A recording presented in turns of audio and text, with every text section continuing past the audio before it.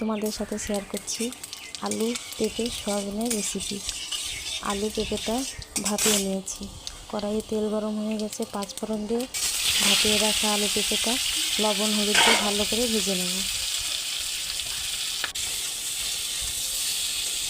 ভালো করে ভাজা হয়ে গেছে, এবারে সয়াবিনটাও ভেজে নেব।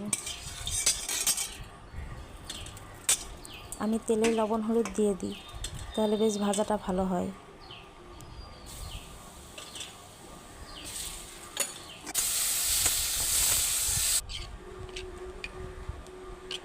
মশলাটা রেডি করে নিয়েছি, আদা জিরে পেঁয়াজ রসুন কাঁচা লঙ্কা লবণ হলুদ দিয়ে একদম মাখিয়ে নিয়েছেন। তেল গরম হয়ে গেছে, তেজপাতা পাঁচফোড়ন দিয়ে এবারে মশলাটাকে ভালো করে কষিয়ে নেব। অল্প পরিমাণে চিনি দিয়ে দেব।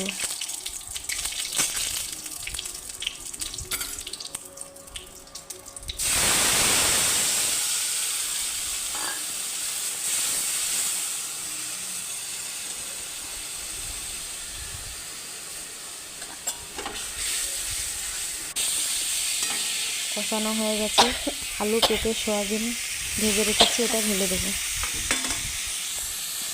এগুলোকে আবারও ভালো করে কষিয়ে নেব। কষানো হয়ে গেছে, অল্প পরিমাণ জল দিতে হবে, বেশি জল দিলে ভালো লাগবে না। এমনি পেঁপে দিয়ে কোনো রান্না করলে অতিরিক্ত জল দিলে ভালো লাগে না। অল্প পরিমাণ জল দিয়ে দেবো, কিছুক্ষণের জন্য ঢেকে রেখে দেব।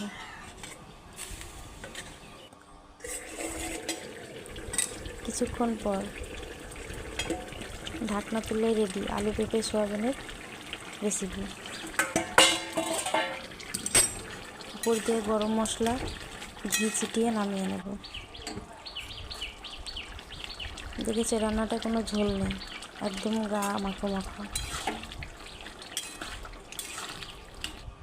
এই সবজিটা আপনি গরম ভাতে রুটি পরোটাতে খেতে পারবেন, খেতে খুব ভালো লাগবে।